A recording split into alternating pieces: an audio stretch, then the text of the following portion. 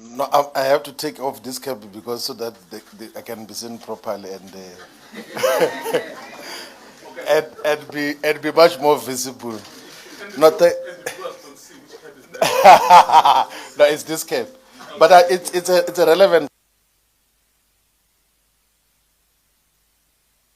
Thank you very much, Comrade Nolu Babalo Mtinga, who has volunteered to assist us in terms of this process, and want to also acknowledge the president of Manda Ashu Workers Union of South Africa, which I'm a volunteer of. I'm a volunteer of Mausa, a union that organizes workers, community workers, and workers that are organized under the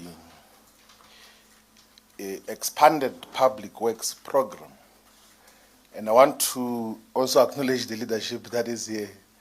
I don't know if they must mention them by names.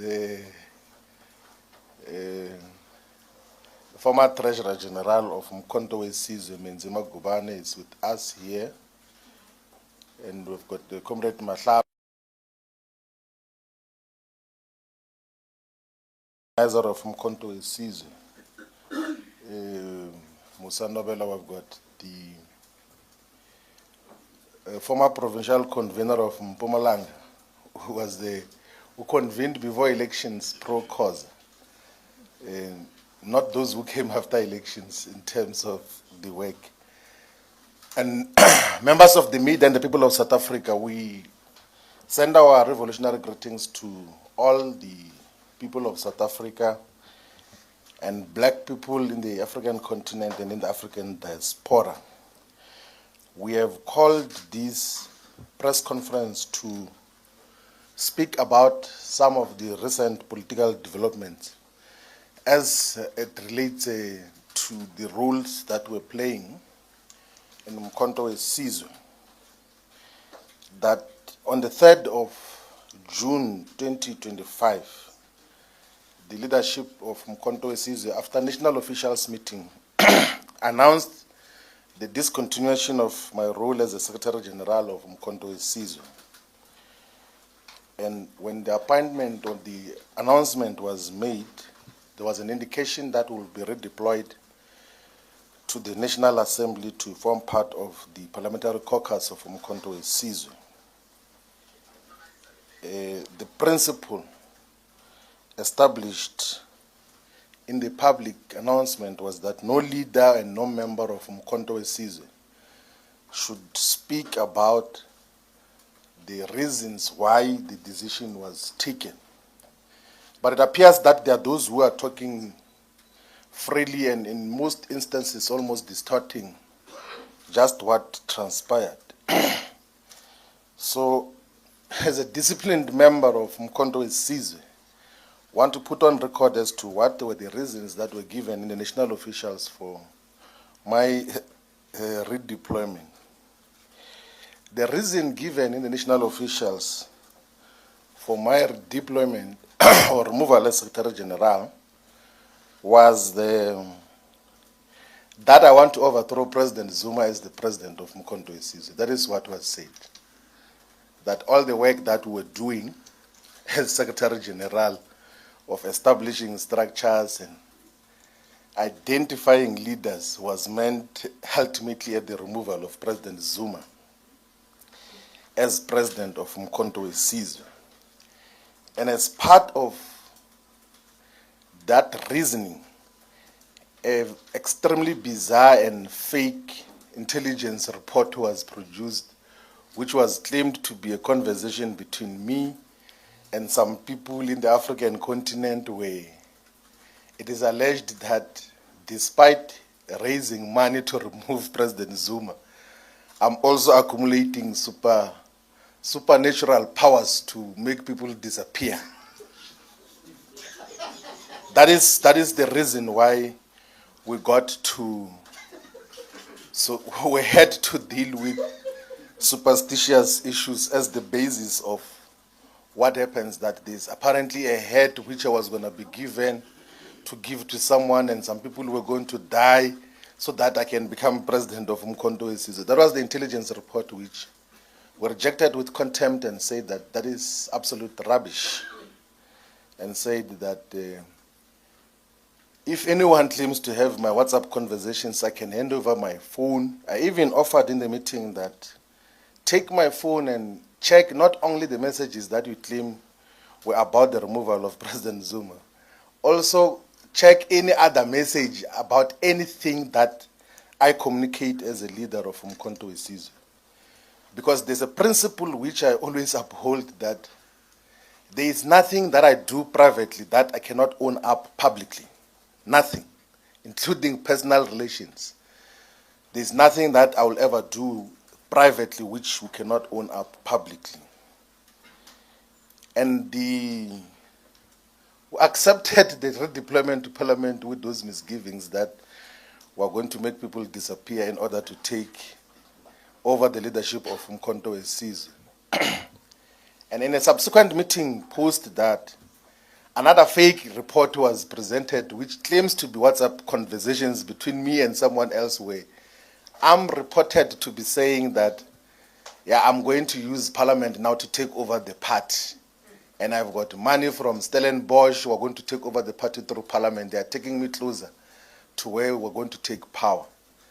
And as a result, a decision was taken which was not yet communicated, that no, even this thing of parliament must not happen.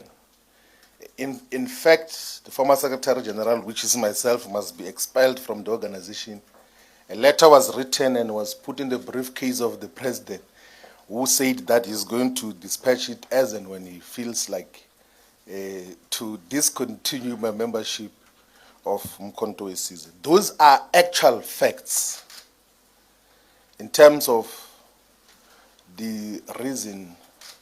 And where does this come from? So the president of Umkhonto weSizwe, whom I dearly and so deeply respect, is surrounded by political scoundrels who opportunistically use his kindness, sometimes gullibility that comes with age, to write down fake intelligence report to influence him towards wrong directions. And the reason they do that is because they want to steal money from Umkhonto weSizwe. And they are doing so now. Withdrawal of not less than 7 million rand every month from the organizational coffers. That is what divided, and that is what, and we're talking about this because we raised it internally, that stop what you are doing, because you're going to get the party deregistered as a political party, because there's no sound reason on what has been happening, and it's things that we can prove beyond any reasonable doubt, not because it's things that you can change, and it's things that you cannot fake. And for that reason, when we raise, every TG who has ever raised that got to be removed as the leadership of Umkhonto weSizwe. And there's no TG who has resigned as Umkhonto weSizwe. All of them were removed to then deal with scoundrels who surround President Zuma to steal money of the organization. I carried my responsibilities as a leader of Umkhonto weSizwe with utmost respect and respected everyone. Led with the collective the process of drafting the constitution and other foundational documents of the organization. Set up structures as part of a collective effort. Got to institutionalize the MK Women's League, the Youth League, the Students' Movement, the MK Interreligious Movement, which in the past used to exist as separate organizations of the South African Interfaith Religious Council, MK Religious Desk, Abela Pibe Ndabuko, and various other organizations, interfaith, and then we got to unite them to have one organization. We got to even have to formalize the relations between Umkhonto weSizwe and the Progressive Civic Congress, and formalize the relationship with MK and MK professionals and MK medics. So there's a lot of commendable work which was done by MK medics, a group of medical doctors and health practitioners who were going to communities to offer healthcare services.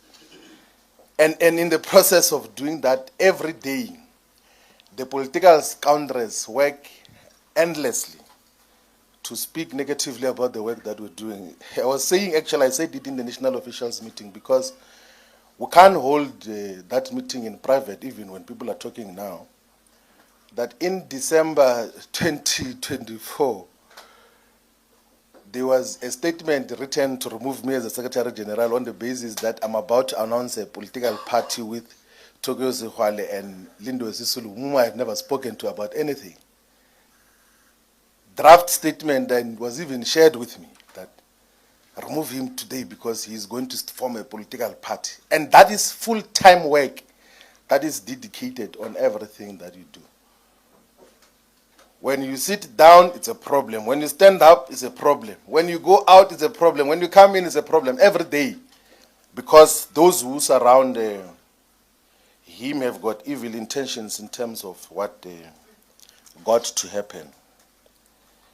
I've got tremendous respect for President Zuma. I think that in the few close working relationship that we've got to maintain and work with now, I think I've learned more in the 6 months than I learned in the 10 years I was Deputy President of Mkhonto Sizwe,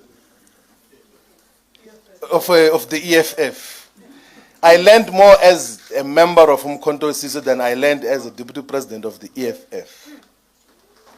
In terms of real politics and appreciation of both the domestic and the global politics, much more thoroughly in terms of the issues. And under no circumstances would I ever fault President Zuma and his politics. I joined Mkhonto Sizwe because I thought that as part of the political historiography of South Africa, his politics and character should be protected and a legacy built around his proper politics, not the ones of gullibility and producing of fake intelligence report.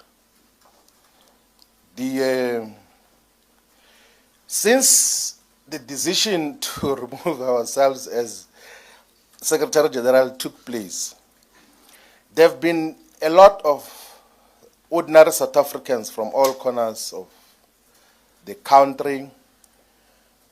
There have been a lot of comrades who came from Mkhonto Sizwe, from the ANC, from the EFF, to say, what then do we do moving forward? Because I did explain to them what were the developments.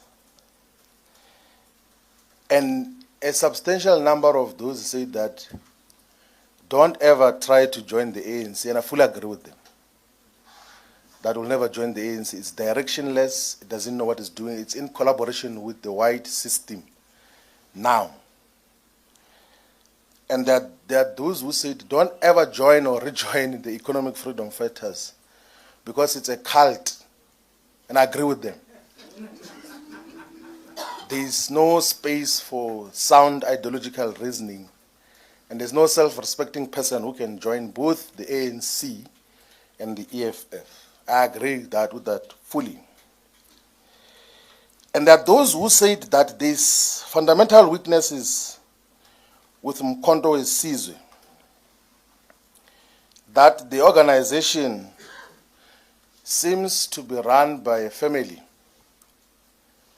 and seems to be inconsistent on issues of discipline, seems to be directionless and sometimes takes conservative and reactionary positions. I say that part of the reasons why we joined Mkhonto Sizwe, we could observe from far that we can't allow in South Africa a political organization that can become a tribalist and regional organization with such influence.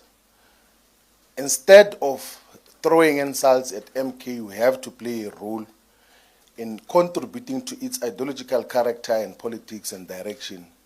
And I think that we did successfully in terms of what happened. Now, these several observations about the organization of Mkhonto Sizwe. Some are correct, some I will reserve my observations on because I can't abuse the fact that I occupied a very senior role and had access to almost every development that happens there. But those who want to hear my views privately, we can speak about that, but I'll never abuse the fact that there's a role that we played. I did that when I left the EFF, that I said I will never speak bad about the EFF when I was MK, and I never did. And I'll never speak bad about the MK. I will never demonize its perspective. But also of those who came, there are those who said that we should form a political party or a political movement to contest the 2026 and 2029 elections. My view about the formation of a political party is that a political party must never be founded by an individual. My prompt response to the first number of people who came was that let us not form a political party, let us fight within the existing political parties. But that if we were to form a political party, let us go to the people of South Africa and ask them if they want to have a political party. We can't form a political party as a group of friends and as few individuals. So a political party should never be an individual project where you feel like, no, I want to start a political party and then you start it. It must never be a family project. It's very dangerous to have political parties which are family run. A political party must not be a tribal or ethnic project. In South Africa of today, a political party must not be regional, must not even be a provincial party. A political party must not be a platform for self-enrichment. It must not be a fiefdom. It must not be a cult.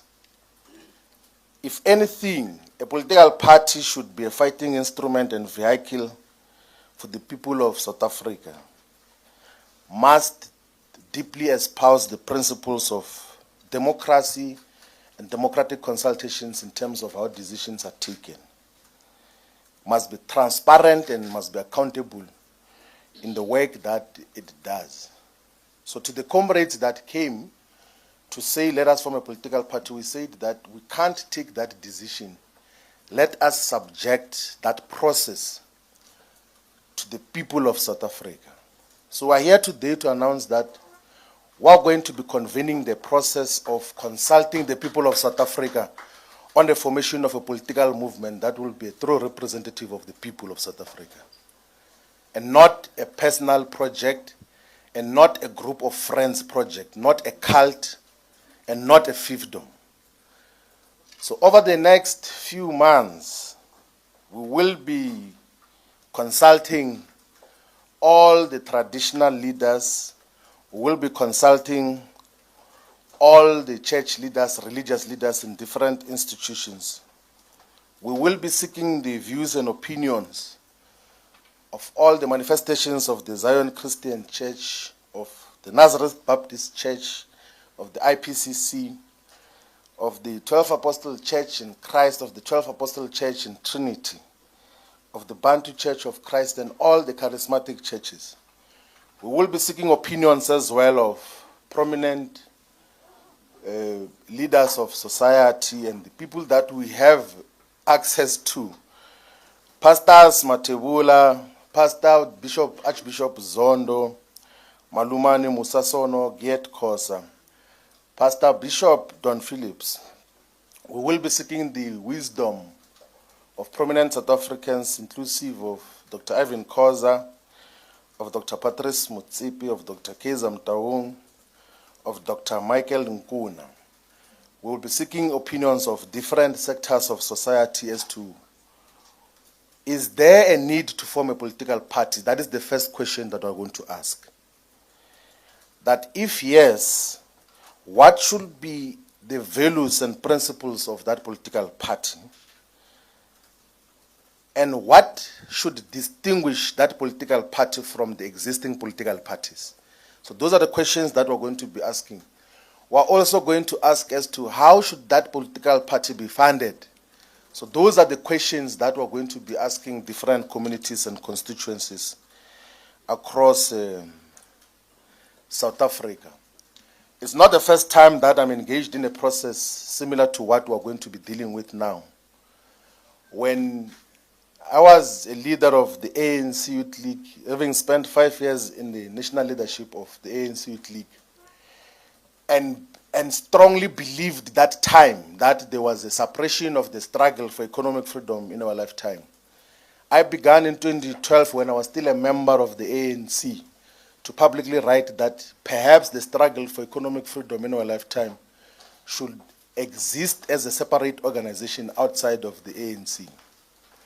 And then in March of 2013, I wrote a perspective as to why a political party should be founded. And that perspective is found is within the founding manifesto of the economic freedom fighters. And everyone else who came after that perspective joined that perspective and believed as to what we got to do. And of course, we got to discontinue our association with the EFF for various reasons, which if some were to speak about publicly, will cause collateral damages to families, to households, to people, because it will also speak to character, and that's some of the things that are not worth speaking about publicly. So we will be going to all the people of South Africa to consult in all the regions of South Africa. In KwaZulu-Natal, we're going to be going to Mkanyaku, there to Zululand, to Ilembe, to Ugu, to eThekwini, Amajuba, Mzinyathi, Thukela, Mgungundlovu, to King Tetwayo, to Herigwala. In the Eastern Cape, we're going to start here in Jokabe region and go to Komani and Chris Hani.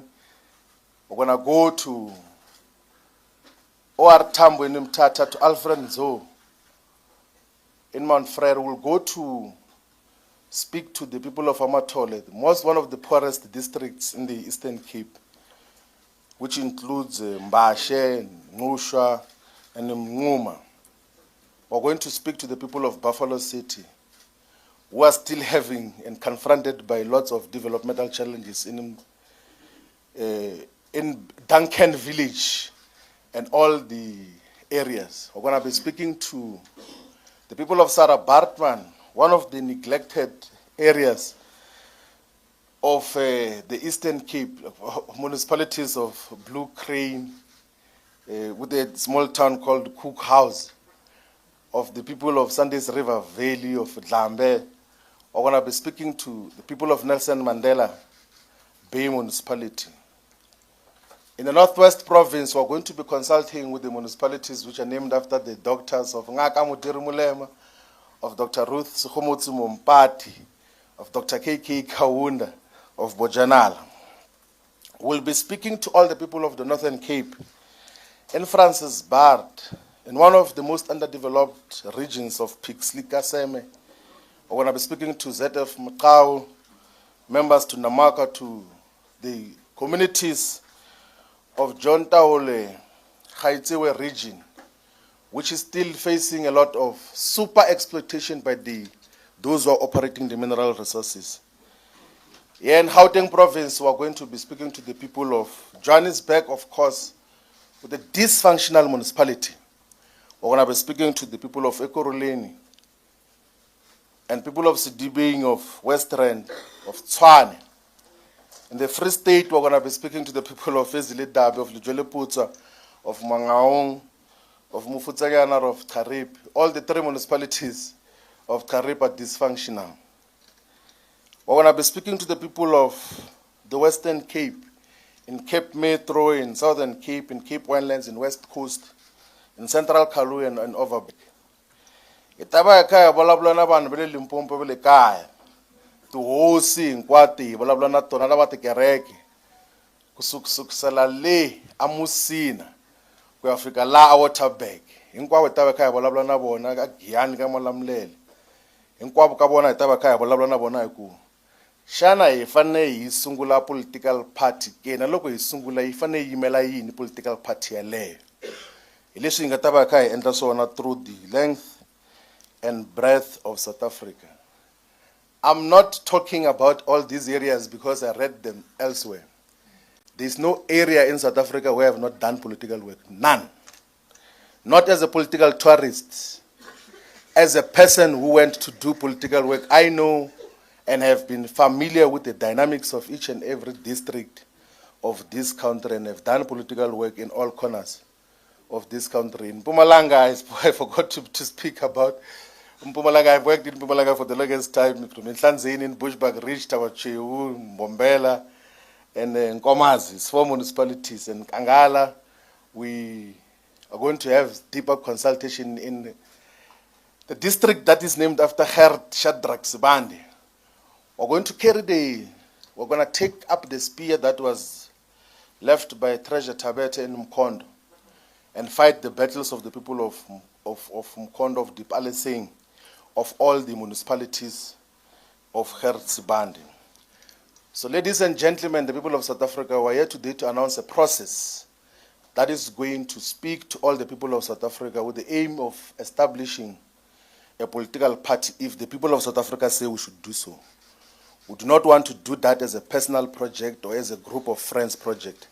It must be a party that is owned by the people of South Africa. So that is basically what we had called this press conference to communicate, and we will be going to the ground to speak to the people. We'll be talking to young people via social media platforms and other media platforms. Will provide platforms as to how the engagements are going to happen. We are going to next week announce the leadership core that is going to be responsible for the consultation process. And that leadership will be coming from all the provinces of South Africa, will be properly gender balanced, and not just a group of men or boys. It will be a combination of different skills and capacities so that we're able to listen much more attentively to all the people of South Africa. We thank you very much for having attended this otherwise intimate briefing on what we had to deal with. Thank you very much.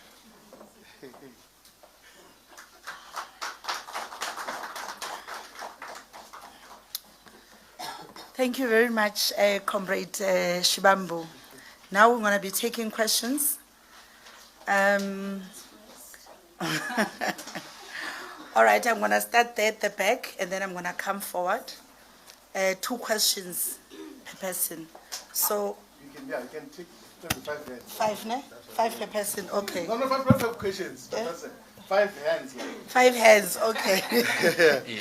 All right, let me just give numbers. You'll be number 1 there at the back, number 2 with the green, number 3 the lady, number 4, and then number 5. Thank you. Thank you so much. I'm Gaurelo Magolero from UFM.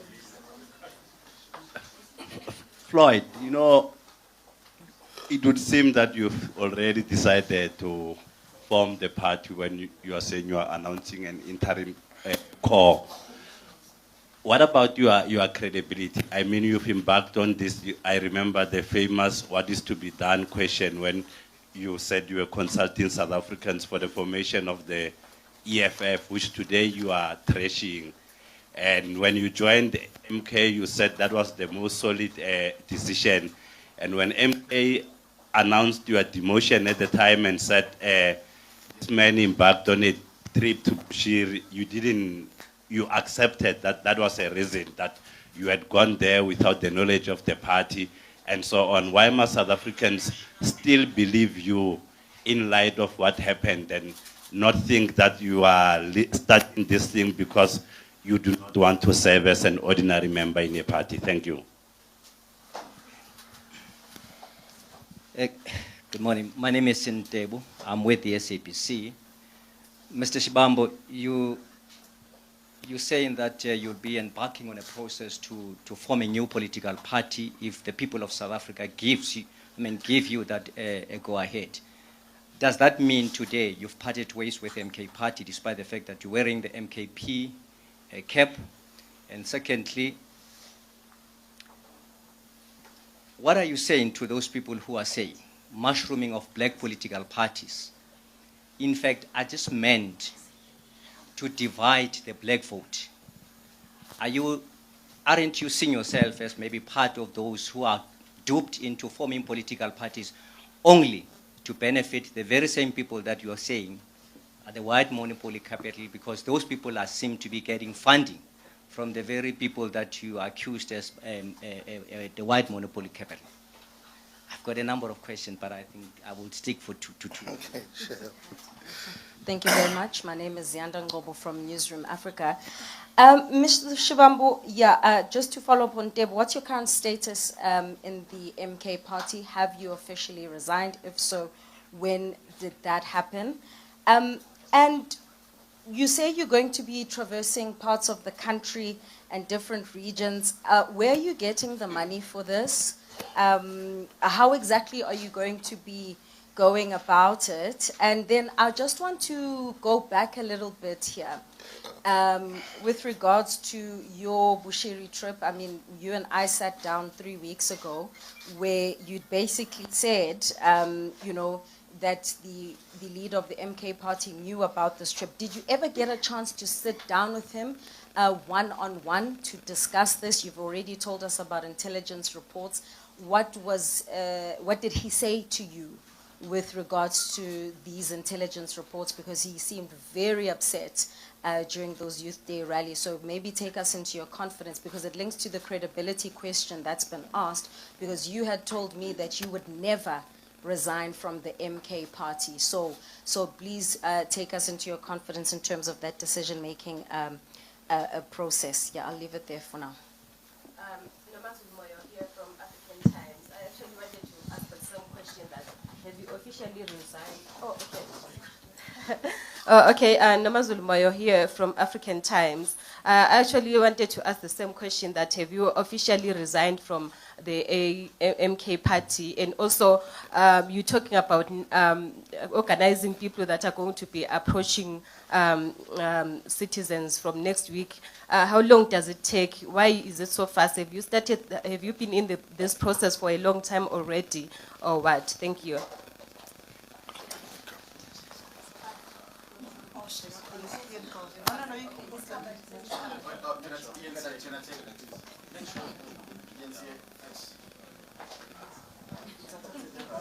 Willie Chiti Jones, ENCA. Mr. Shivambu, just 2 questions. How long will this consultative process take?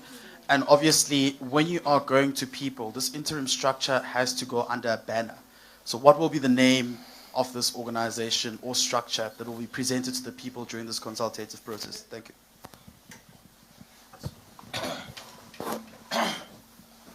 No, thank you very much for the questions. I have not resigned from Mkhonto weSizwe, and I will never resign from Mkhonto weSizwe.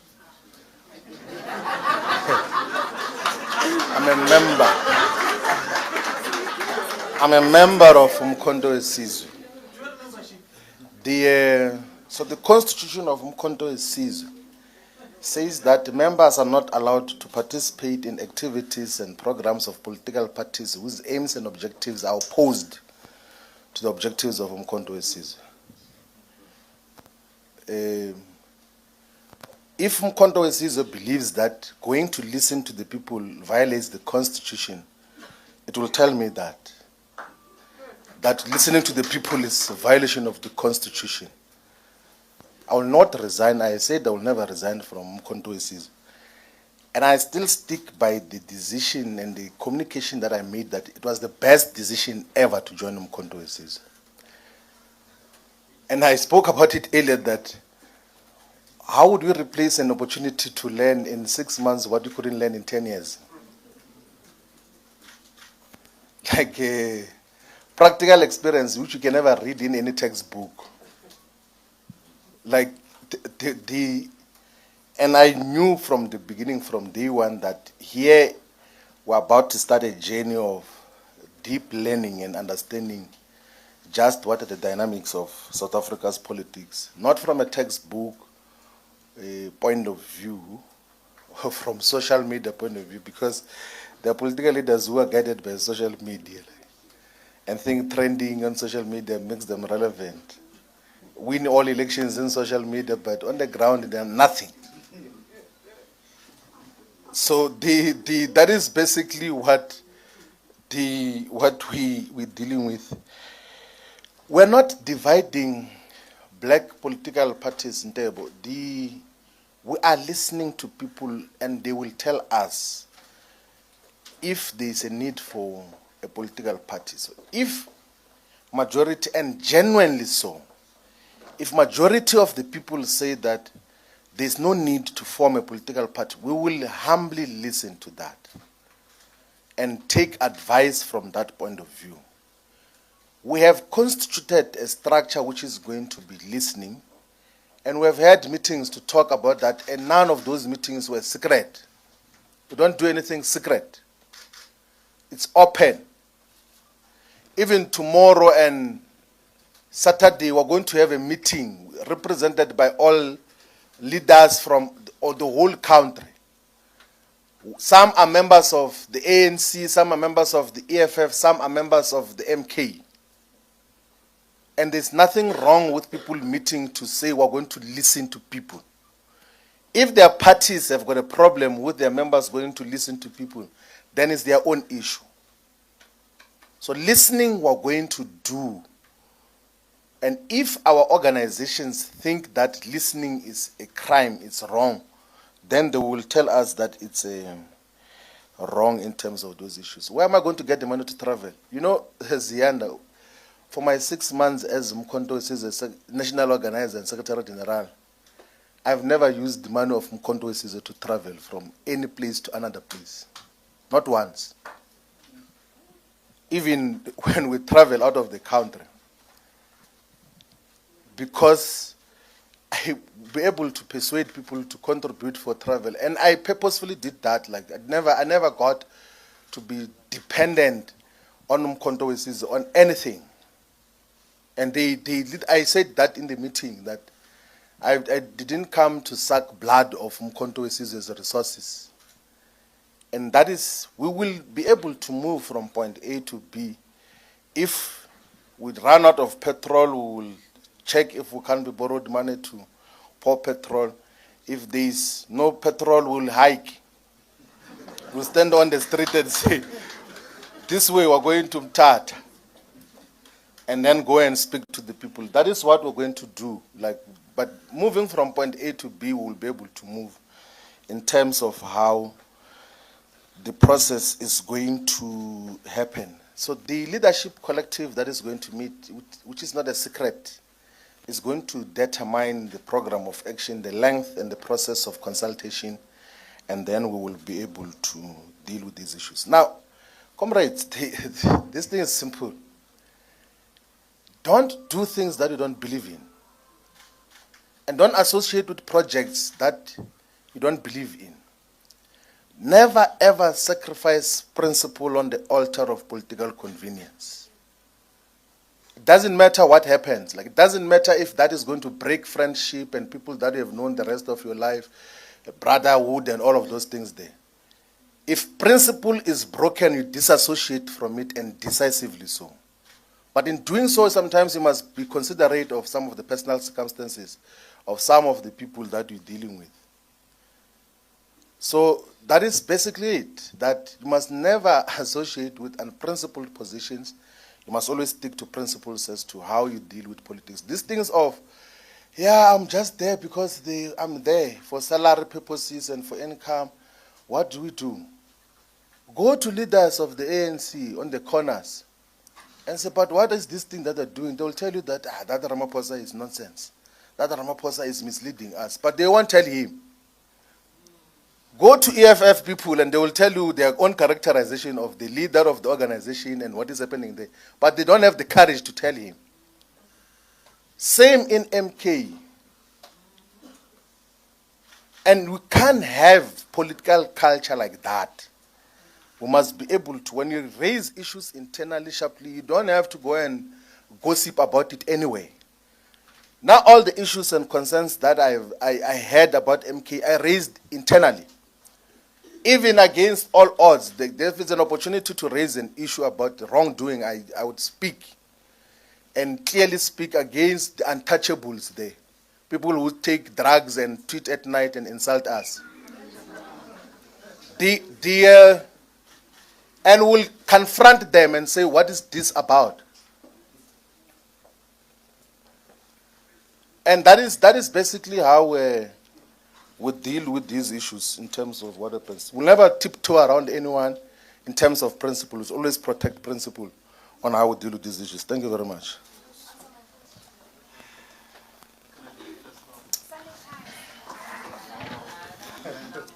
Thank you very much, comrade.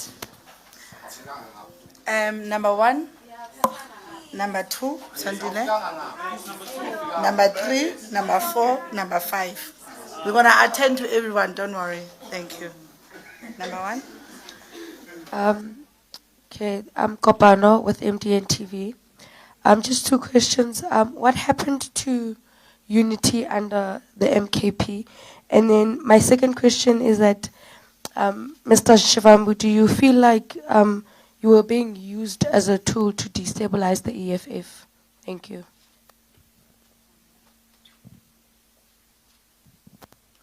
Yeah, Mzwandile Lembeja from the SABC.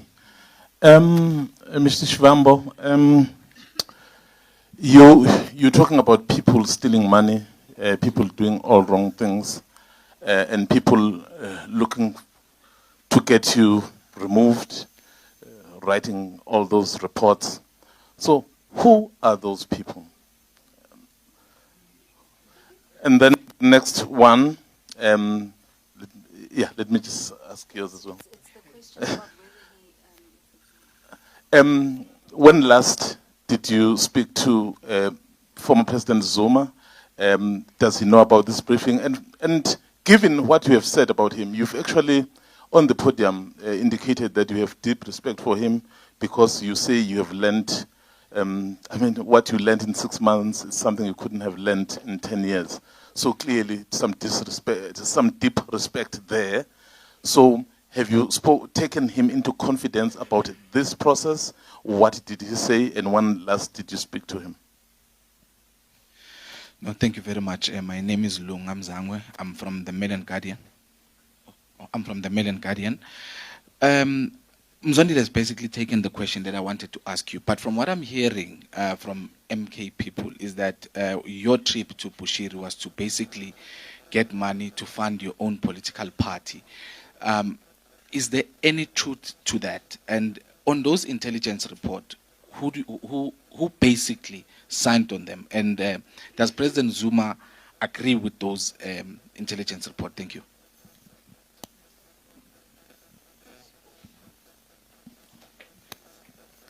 Good day, Nkosinathi Shazi from Power FM News. Mr. Shivambu, I just have one question. You've probably weighed up all the possible scenarios. Are you ready for the consequences on if the people say we do not want a political party, you reporting back to Umkhonto weSizwe? And my second question, if the people do want a political party, could this be the start of your new solo personal political journey? Now, of course, in that context, what I mean is when you were at the EFF, you're always seen as the number 2 of Umalema, despite being the brains of the EFF. You came into Umkhonto weSizwe, a national organizer, secretary general. You've described them as an ethnic party. You've been demoted to parliament as a member of parliament. So is this your moment, your defining moment in politics where you say, you know what, I'm ready to do this alone. I'm ready to go at it despite my circumstances. Thank you very much. Good afternoon. Is it on? Good afternoon. My name is Sisanda Mbolekwa from the Sunday Times. Mr. Shivambu, for clarity, the decision to move from the EFF to the MK party, you called it the best and the sound or solid decision. I'm asking you if you do not regret that moment, reflecting upon where we are today. And secondly, you say that you're going to retain your membership of Umkhonto weSizwe party. Can we reasonably expect South Africans and the electorate to take the MK party seriously as a political vehicle when it's been consistently characterized by chaos and fiefdom around President Zuma? Thank you very much.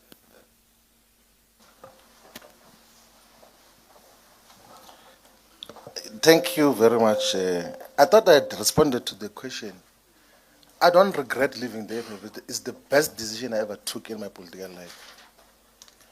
Because we're legitimating rubbish there.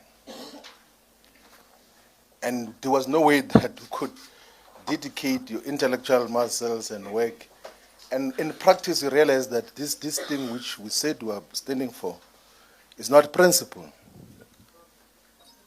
Check the conduct of EFF in government and what gets to legitimate such. That was the best decision ever. And everyone that we spoke to, this like they, like they were to criminalize Mbu saying, hey, I will never trust a person who knew that the deputy president is leaving. And then they isolate Mbu saying on the basis that he knew that I'm leaving. It's not only Mbu saying it. Those comrades knew. We discussed it.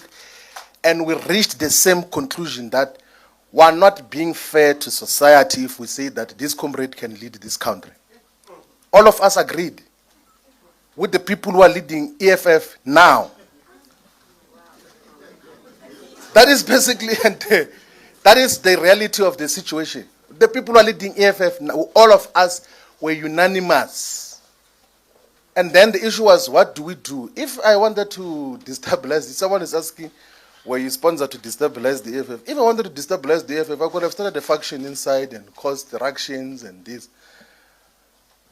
What then the decision was, like, let me not destabilize the EFF, let me leave. I never spoke about the EFF anyway. And also in respect of the responsibilities that I had, that if I was national organizer or secretary general and then speak about the EFF, it was going to be confused as if I'm speaking on those platforms on behalf of the organization. In terms of how we got to deal with those, part of, although there were dynamics, like part of the things which I used to appreciate about the EFF was that I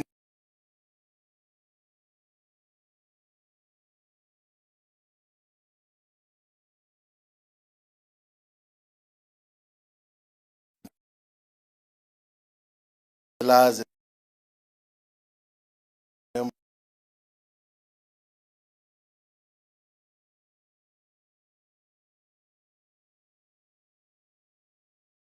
from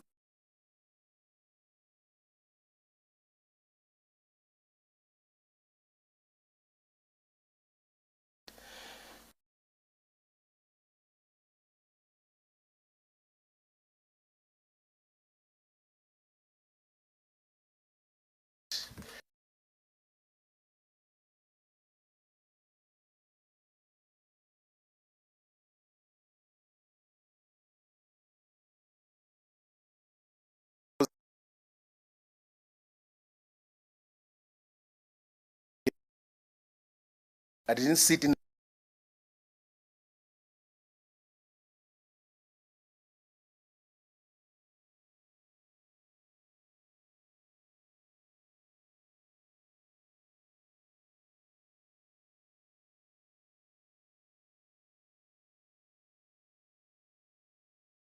general or national organizer or anything. Not once did I go and speak to President Zuma and say, please don't remove me as SG here, I'm the best and everything else there.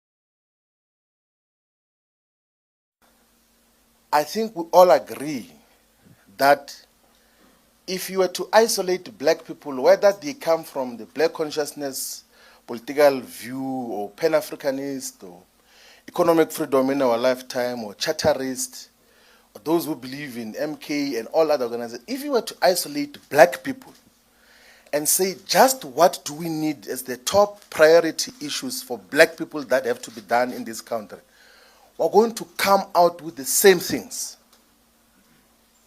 The people of South Africa, in terms of aspirations and interests, are not divided. The people of South Africa need jobs. They need stable and healthy environments. They need a society that is free of crime and corruption. They want land. They need to live. They want to have access to quality education. The black people are not divided in terms of aspirations. But for narrow political purposes, we get to be divided. That is why we will be going to the people to ask, do we form a political party? If the advice is no, we will be able to accept that guidance in terms of what happens. So I don't need any position of responsibility to survive in life or to have a voice, by the way. I don't need to be a president or secretary general to have a voice. Actually, my voice is much more clearer when I speak without any position of responsibility. So possibly most of you have never heard me speak openly about many issues because I respected the positions that I have. As a deputy president, I couldn't say certain things. As a national organizer, I couldn't say certain things. As a secretary general, I couldn't say certain things. But now I can make open observations about just what is happening. Perhaps even without a position, my voice will be much more amplified in terms of how we push for the agenda of the return of our land.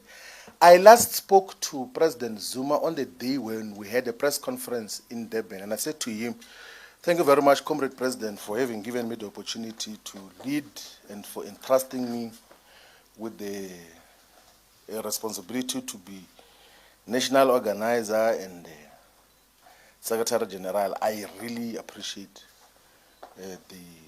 And then the other thing I said was that if this deployment to Parliament, I think for stability of the organization, I can still add value to the organization even as an ordinary member of the National High Command and then contribute to its growth. That is what I said to the last conversation which we had with President Zuma. I did explain the issue and reminded President Zuma of the conversations on what ended up with the Malawi trip. And throughout my explanation and reminding him of our conversation in Namibia, he agreed to that. He says, "Ngakhumbula." When the DSG sitting next to me was even saying, wrote me a note that you are safe, they won't do anything to you. Then I was asked to leave the meeting, and then the meeting remained there. And then they said, I don't believe anything that he said. He wants to take over the organization. Actually, we must go and reverse all the decisions that he has taken. Let's disband all the structures. Let's reverse everything, including the constitution. I said, people can do whatever they want to do. We played our part. If the conviction is that what we're doing is wrong, it's okay. We move on in terms of how we deal with these issues. There is no political party which is going to be funded from Malawi. There is no political party that is going to be funded by Bushiri. We are going to listen to the people and will get guidance from the people as to how do we move forward. I'm not, this comrade who asked the question he left. I'm not starting any solo project. We must stop these things that political parties are personal projects, like a music band, Brenda Fassie and the Black Dudes. That if Brenda Fassie is not there, the Black Dudes can't operate. A political party can't have that character. But you have got political organizations in this country which are like Brenda Fassie and the Black Dudes. Where if Brenda Fassie is not there, the Black Dudes are not there. We can't have an organization like that. There must be an organization that exists in every corner of South Africa, whether there is a Floyd or no Floyd, or whoever is there must be the expression of the collective ideals of the political party. That is basically how we dealing with all of those issues. I think we can take the last round of questions. I don't want to talk about that. Yeah. I don't want to talk about that. Maybe when we do a one-to-one interview, I'll tip you. Mzandile, me and you are together. And Zian. Sure. Thank you, Comrade Shivambu. Another round. We'll go 1.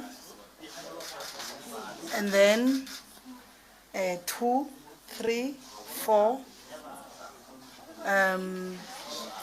There at the back, Mr. Afro. 5, and then we'll go with you, and then you. Thank you. Okay, we go. We gave you a chance now. Okay, you the last one. Thank you. Thank you. Molweni nonke, Kamalam Gunziki Mazwai from the Moya podcast. So, Floyd, you did say that you don't want to be surrounded by yes men, right? And I want to find out that a lot of people were complaining about it being difficult to work with you on a personal level. And I want to know which part you hold yourself accountable to, and if you feel as if there is some personality dynamics that you need to work on yourself, perhaps to be a better leader, to be able to connect with people, or you think it's just all rubbish. And then abantu bafuna ukwazi uba uDudu ebekuthukela ntoni that night. Enkosi.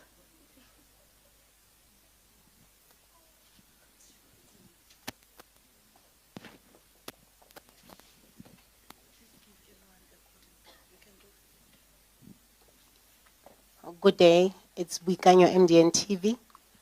Mr. Fred Shibam, I only have one question for you because my other colleague have already raised other question. Given the reports of your marginalization within the MKP on the basis of ethnicity, do you believe the party operates with the tribalist tendencies? And with your experience, can you confirm or dispel the notion that MKP is fundamentally tribalist in character?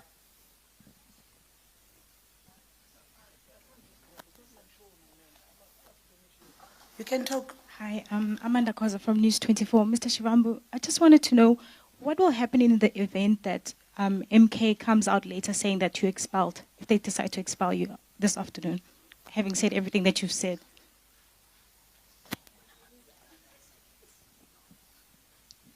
Thank you. It's Corinda from Kaya 959.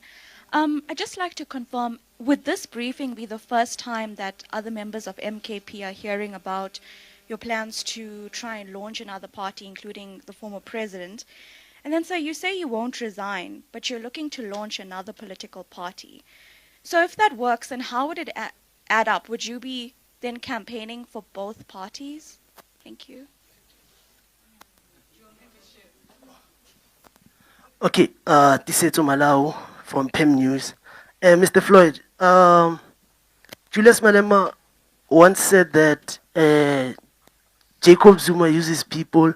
The only person that he never uses is his daughter. Do you think that's how the man operates? And then the second one, Tutuzile once accused you of stealing. Map out your innocence. Or on Twitter.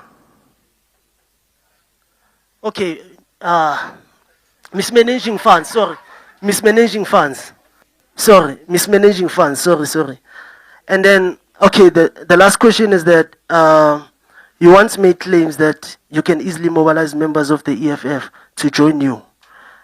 And now you are saying that you're going to consult if you can start a political party from South Africans. If they say that you can start a political party, do you think those leaders and members will join you in that party? Thank you.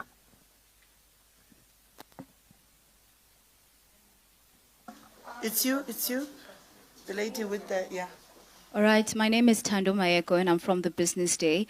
Mr. Shivambu, just please explain the banners behind you. I think you forgot to explain the name of this organization. What is it? Is it an NGO? Is it a church? What is it? And then what's this? Just please also kindly explain who is funding this organization. And then is MK still credible?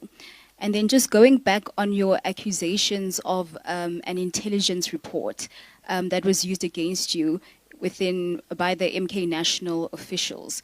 Are you surprised that an intelligence report was used, considering that the State Capture Commission or the Zondo Commission found that former President Jacob Zuma used to use intelligence reports against his political defectors? Thanks. Okay. Cindy Sontlabati from the Houghton Network. Mr. Floyd, you've characterized your session, your time now moving forward. And I would greatly like to know, in terms of the perspective of the vision of the South Africa that you dream of, maybe if you can give us the ultimate end goal that this is the vision I have, or the vision we have as a collective that you are part of now, in terms of what is the South Africa that you are looking towards. Thank you. Mr. Shivambu, Doreen Mukhulu here.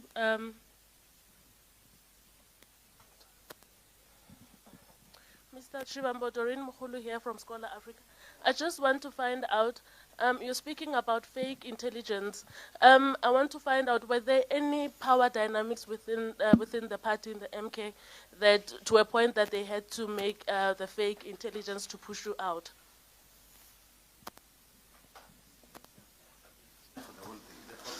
It's a follow-up.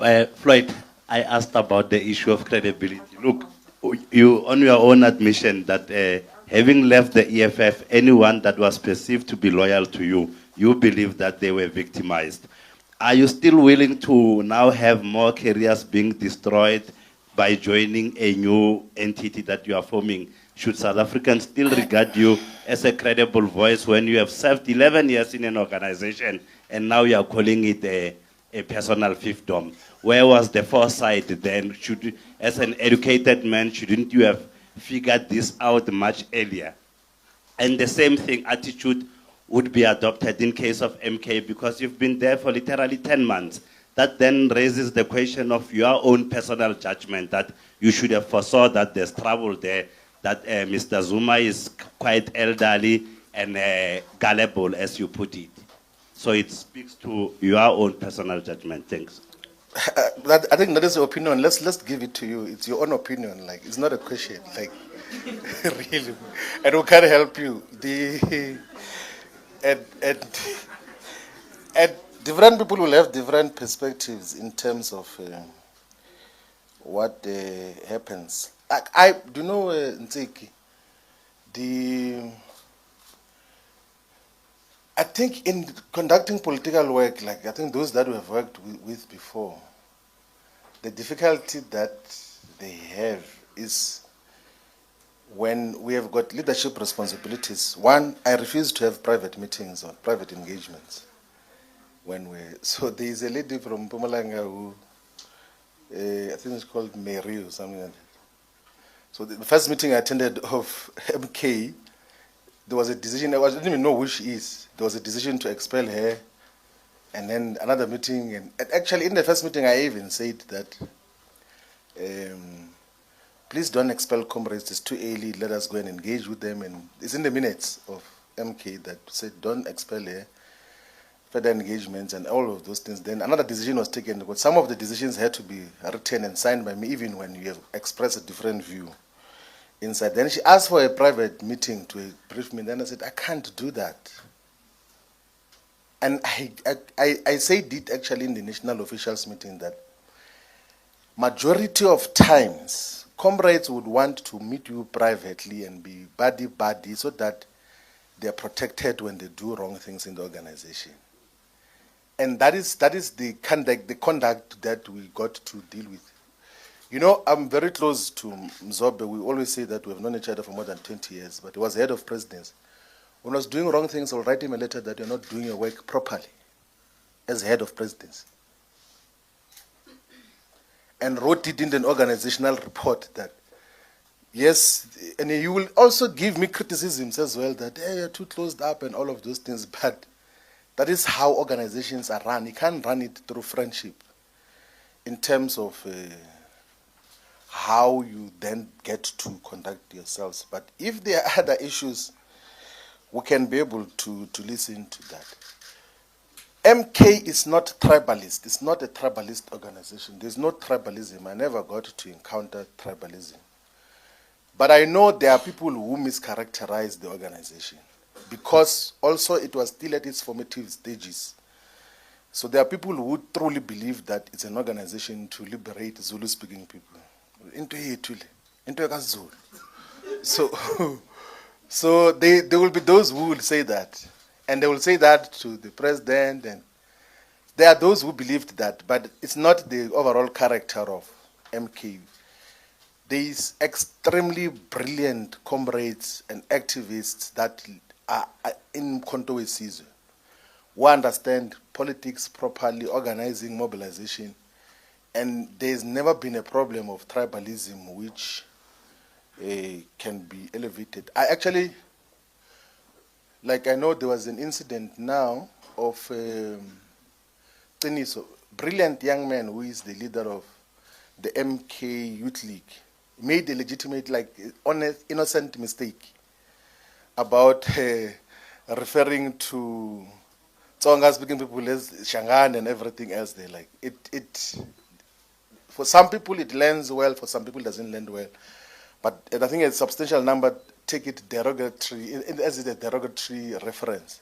But he didn't mean bad, he was not doing it in a vindictive and tribalist way. I know him that Teniso is a proper comrade who has got a bright future in the politics of South Africa. So there's no tribalism in the organization. I don't agree with the analysis of Julius about President Zuma. I don't. I've got to interact with him and all of those other things. But I know there are times where I think former president or former secretary general who worked with him for the longest time in the ANC, Halima Motlanthe, I think when he did an interview with Sizwe, he said that the limitation with President Zuma is that sometimes he can be persuaded about an issue outside of organizational structures and want to take a decision based on what was the persuasion outside of organizational structures. So that becomes a dilemma for any, particularly as a Secretary General, because once you have taken resolutions collectively, your expectation is that you must collectively communicate and defend those resolutions. And that time he has now reconsidered the decisions that were taken before, and then it then becomes difficult to move forward in terms of... I think that observation, which I share, was already communicated by former SG of the ANC, Halima Motlanthe, when President Zuma was in office. So that dynamic is a limitation generally, that he meets way too many people. And in the process, sometimes he meets people and then he says, and then those people interpret that as if he agreed to whatever they were saying. And that is the dynamic. But I don't agree at all that he uses people. He is trusted by the people of KwaZulu-Natal and by the people of South Africa. The genuine building was to expand the message of what he stands for. And he is not opportunist in terms of how he communicates political principle. Even in closed spaces, there could be a... I'll give you an example, for instance, that the Moroccan embassy wanted to buy the position of MK to say that MK should support Morocco's operation over Western Sahara. And then there are those closer to him who visited Morocco, were promised money, and then they came back and said, MK must agree with Morocco's operation of Western Sahara. Then when he realizes that they won't understand this, then he called me into the meeting. Then said to the Moroccan ambassador and political secretary that we are not going to agree with you. If we are going to have engagements with the Kingdom of Morocco, we must talk to the SADR here and the Polisario Front, which is the liberation movement fighting for the liberation of Western Sahara. And then we agreed on that principled positions. I wrote a letter on the 27th of March to the Polisario Front to say that the president will engage with you before he engages with Morocco, because it's now 50 years since the oppression got to happen over Western Sahara by Morocco. And you saw what happened. Immediately we were suspended. What is that? Not suspended, that thing of redeployed. Then the Moroccan government issued a statement which is undersigned by Mkhonto we Sizwe to say that Mkhonto we Sizwe supports its oppression over Western Sahara. No meeting to discuss that, no national high command, no officials. Someone just says, and the people who did that, it's those who went to Morocco. Like, that is basically the whole thing. Like, there's no, and in the official record, in the minutes of the National High Command, is that President Zuma is going to mediate a discussion between Western Sahara Liberation Forces and Morocco to find a settlement. It has been going in for a very long time. But after, immediately we leave, because they couldn't do that in our presence, obviously. They couldn't. Then they saw an opportunity that, yeah, now we're going to maybe press that jukebox or to sing for us. And then and you can see that statement, which is issued in the name of MK, is written by the Moroccan embassy here in South Africa, to impose a position on MK on the basis that there will be money exchanges. And that is what happens. Also, even with this, you remember when we did a press conference, Muslim Judicial Council. So part of these scoundrels, they go to speak to the Muslim Judicial Council and say, no, please go and speak to President Zuma, say to him that he must remove the SG, and that is the only basis he will give money. And then they go there and they are complaining. They say in that church of Shepherd Bushiri, there is 80 plus flags there. There's a flag of Israel as part of the flags there. I didn't even see the flag myself. They say no, because he was in a church where there's a flag of Israel. It means he's against Israel. No, it's against Palestine. And that is going to cause us problems. So you must expel him so that we can give him condolences of money. That is, so there is transactional all issues. I wouldn't make a reference to Zondo, the judge. Like, I have no respect for Zondo, zero. And he actually made me to have much more deeper respect for President Zuma. Like, I have no respect for that nonsense of state capture, inquiry nonsense that I've got no regard, none whatsoever of those. It can't be my point of reference on anything.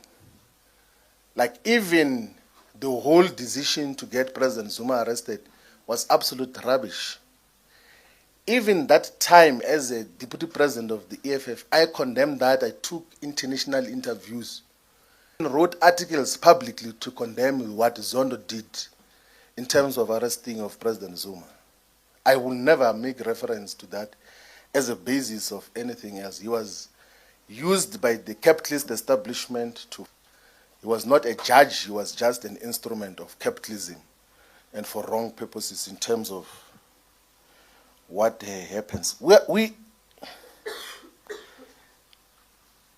funding for termination of membership, so be it. It's not the first time. Like, my membership of the ANC, I was not even expelled in the ANC, I was suspended. And I left. You know, this thing of political parties thinking that people are desperate for their membership, it must come to an end. And that people must beg for membership. If anything, political parties must be honored that they've got members and respect them. Not that you must be begging for membership of a political organization. I left the ANC when it was above 63% in parliament, and control of all provinces, was possibly the only employer. Had influence, and lots of friends and people that I knew throughout my life left. I left the ANC voluntarily when it had power. Why would I be perturbed about being expelled by Mkhonto Wesizwe, which doesn't have power? Like, what will be like? That is the issue. I don't beg membership of political organizations. I deal with these issues differently. You know, I used to say all the time to the DSG of Mkhonto Wesizwe that let's do our work. People can say whatever they want to say, they can scream and everything else. We take decisions, we implement, we go towards that are having by-elections. Before we went towards, the MK never used to win by-elections. We used to go towards to preside over volunteers without photos, without cameras, and pay attention to every little detail, and then we started to win wards. And then some people from parliament, they go a day before elections and they take photos there and they say, we've delivered the ward. After we have delivered it, Richmond we delivered. What goes we delivered? Mandeni we delivered. Like, and we do the work, and 3 months before the by-elections happens, we go there every week. And as we can't be entertaining who says what and everything else. I actually even told one of the provincial coordinators who said, hey, SJ, there are people who are talking about you here. They say you must be removed. I said, oh, man, don't ever send me such a message. Leave those things. If there's a decision to remove me, they will take it, but I'm not going to be sitting down and worried about removal and everything else. That now we take decisions and then we implement what is mandated by the collective and then build an organization on what should happen. Ladies and gentlemen, the people of South Africa, thank you very much for having listened to us speak for a very long time. We will be visiting all parts of South Africa. Next week, we're going to be announcing the leadership structure that is going to be guiding the listening process, so that we then also will be announcing just where are we going to be visiting for community engagements and interactions with our people. That is how we get to be here. Thank you very much. We are availing ourselves to be at service. We are servants of the people who want to listen. If the guidance is that we must form a political party, we are going to do it decisively and lead our people towards prosperity and total emancipation. Thank you very much. Sabong.